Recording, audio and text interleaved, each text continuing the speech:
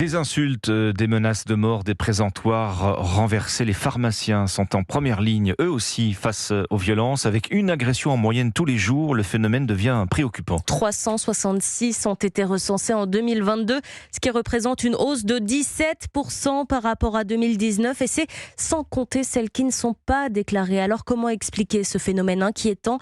Wilfried de Villers s'est rendu pour Europe 1 dans une pharmacie parisienne.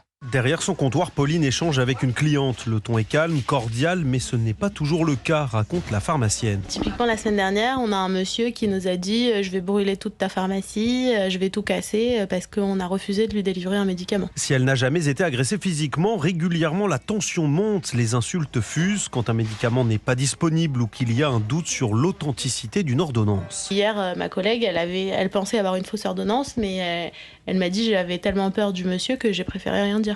Parce qu'on sait que les patients, ils peuvent s'en prendre à nous physiquement cette fois-ci, et pas que verbalement, donc on préfère s'abstenir. Le refus de délivrer des médicaments est même l'un des principaux motifs d'agression. Alors aujourd'hui, Pauline reste sur ses gardes. On fait plus attention pour éviter les conflits. Typiquement, j'ai parfois des problèmes avec des mutuelles qui ne me payent pas. Je dois prendre plus de pincettes pour annoncer aux gens qu'il faut qu'ils payent. 44% des pharmaciens victimes d'agression l'année dernière n'ont pas déposé plainte par manque de temps ou peur des représailles. Wilfried de Villers.